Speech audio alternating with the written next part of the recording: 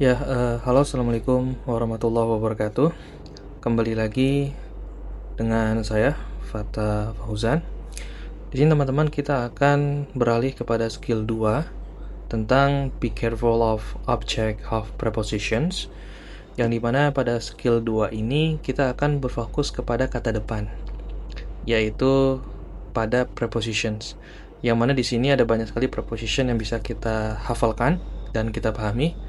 Misalkan seperti in, at, of, to, by, behind, on, so on, dan lain sebagainya. Maka di dalam TOEFL sendiri,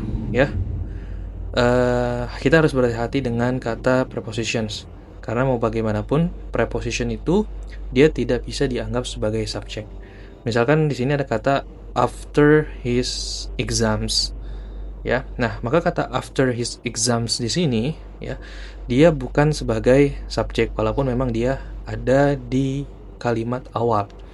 Karena di situ ada kata after, yang dimana after merupakan bentuk kata depan atau prepositions. Nah, di sini ada salah satu contoh, example. Misalkan bagaimana soal-soal TOEFL yang berkaitan dengan object of prepositions. Di sini ada kata with his friends, bla bla bla, found the movie theater.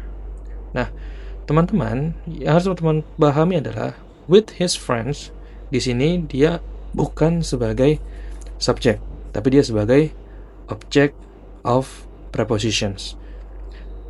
Kenapa bisa dibilang sebagai object of prepositions? Nah, ada kata with di depan. Dia bukan his friend, tapi ada kata with his friends. Maka kalimat atau bentuk dari with his friends di sini itu kita maknai dengan object of prepositions. Sebagaimana kita tahu yang sudah dijelaskan sebelumnya bahwa with his friends dia bukan sebagai subjek. Kemudian setelah kata itu terdapat found yang merupakan kata lampau atau kata kerja bentuk lampau, yaitu verb 2. Nah, dan setelahnya ada bentuk objek, yaitu the movie theater. Nah, maka di sini ketika kalimatnya itu sederhana dan dia tidak ada konektor sekali lagi, maka yang kita butuhkan kita hanya mencari subjek dan verbnya saja. Karena di awal adalah bentuknya with his friends dan tentu saja dia bukan sebagai subjek, dan setelahnya ada kata found yang berarti adalah verb, dan kemudian ada objek, maka yang kosong di sini adalah subjek. Jadi yang kita cari adalah subjek pada kalimat ini. Nah, tentunya teman-teman harus ingat bahwa object of prepositions itu bukan sebagai subjek. Jadi kalau misalnya teman-teman menemukan sebuah kalimat TOEFL yang dimana di awal kalimat di situ ada kata depan, maka kata depan itu kita tidak bisa bilang atau menyamakan bahwa itu sebagai subjek. Jadi di sini yang kita cari adalah subjek. Yang pertama adalah ada kata has di situ. Has adalah salah satu bentuk atau part of the verb sendiri.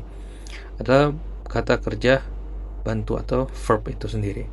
Kemudian ada he, sebagai yang kita tahu, pronoun, kemudian ada noun, kemudian ada noun phrase, itu dia sebagai subjek. Kemudian kata-kata later, later sebagai yang kita tahu adalah adverb, hanya keterangan saja. Dan terakhir adalah bentuk kata when. Jadi when itu adalah bentuk dari konektor, Jadi sekali lagi teman-teman yang harus teman-teman perhatikan dalam skill 2 ini adalah teman-teman bisa teliti atau hati-hati terkait object of preposition. Nah, kemudian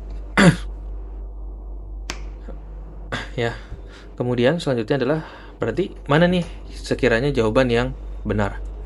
Karena sudah jelas subjek di pilihan ganda ini cuman ada satu saja, yaitu adalah he, maka jawabannya adalah yang B. Nah, berarti with his friends he found the movie theater. Nah, selanjutnya teman-teman bisa dicoba untuk mengerjakan tentang exercise 2 ini, ya.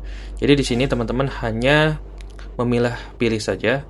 Kalau misalkan C correct berarti benar, dan I adalah incorrect berarti salah. Nah, kira-kira apakah kalimat dari nomor 1 sampai nomor 8 apakah benar atau salah? Jadi teman-teman silahkan bisa dikerjakan. Ya, nanti pertemuan selanjutnya kita akan bahas bersama-sama. Ya, mungkin itu aja. Sekian. Assalamualaikum warahmatullahi wabarakatuh.